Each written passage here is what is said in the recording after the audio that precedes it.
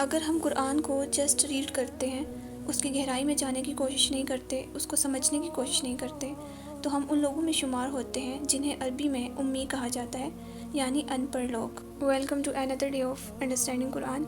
سورہ بقرہ آیت 78 آج ہم ڈسکس کریں گے، جس میں اللہ تعالیٰ بنی اسرائیل سے فرماتا ہے کہ ان میں سے کچھ لوگ ان پڑھ ہیں جو کتاب اللہ کا علم نہیں رکھتے، مگر محض آرزوئیں اور صرف اٹکلیں دوڑاتے ہیں، یعنی گمان کے مطابق چلتے ہیں۔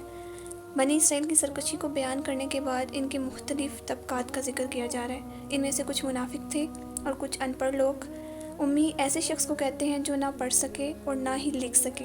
یہ بات ان لوگوں کی طرف منسوب ہے جو ایسے ہی تھے جیسے ماں کے پیٹ سے نکلے تھے، انہوں نے لکھنا پڑھنا سیکھا ہی نہیں۔ اللہ تعالیٰ فرماتا ہے، اللہ نے تمہیں تمہاری ماؤں کے پیٹوں سے نکالا اس حال میں کہ تم کچھ نہیں جانتے تھے۔ اب یہ جو لوگ بڑے بھی ہو گئے لیکن انہوں نے کچھ نہ ہی سیکھا اور نہ ہی سمجھا، ایسے لوگوں کو امی کہتے ہیں۔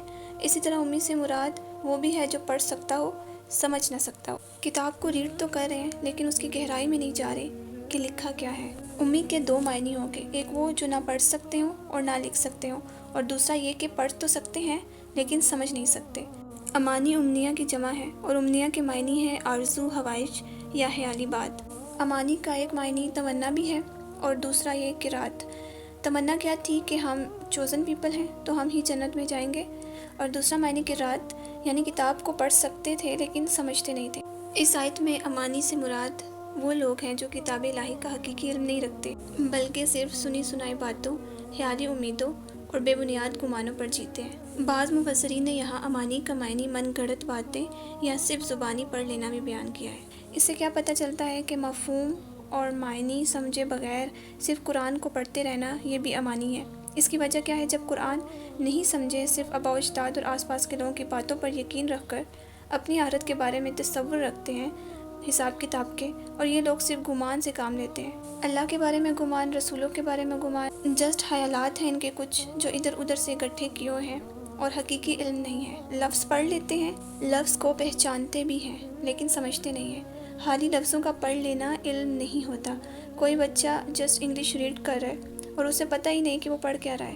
یہی حال ہمارا ہے کہ ہم قرآن کو پڑھ تو لیتے ہیں لیکن اس کو سمجھتے نہیں ہیں کہ اس میں لکھا کیا ہے۔ ریڈنگ کروا دیتے ہیں، حافظ بھی بنا دیتے ہیں لیکن کچھ سمجھ نہیں۔ تو اس آیت میں ان لوگوں کی مذمت کی گئی ہے جو قرآن کے ساتھ یہ معاملہ کرتے ہیں۔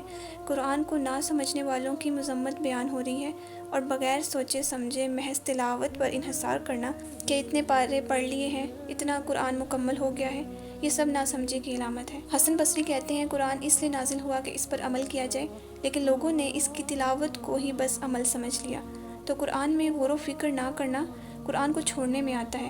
ابن قیم کہتے ہیں قرآن کو ترک کرنے کی کئی قسمیں ہیں، اس پر عمل نہ کرنا، اس کے حلال و حرام پر نہ رکنا، اس میں غور و فکر فہم کو ترک کر دینا، پھر قرآن کا حلق سے نیچے نہ اترنا، قرآن کا عالم بننے کی بجائے قاری بننے کو زیادہ ترجیح دینا، کیونکہ قاری بننے میں واہ واہ زیادہ ہوتی ہے۔ اگر آپ لوگوں کو معنی بتائیں گے تو اس میں آپ کو اتنا اپریشیٹ نہیں کیا جائے گا۔ ہاں، اگر آپ ایک اچھی آواز میں پڑھ کر سنائیں گے تو اس میں تو سب کہیں گے کہ واہ کیا شان ہے، آپ کو زیادہ سے زیادہ اپریشیٹ کیا جائے گا۔ تو یہاں پہ ان لوگوں کو پوائنٹ آؤٹ کیا جا رہا ہے جو لوگ قرآن کی صحیح سمجھ نہیں رکھتے، صرف وہم و گمان کے پیچھے چلتے ہیں، خود بھی گمراہ ہوتے ہیں اور دوسروں کو بھی گمراہ کرتے ہیں۔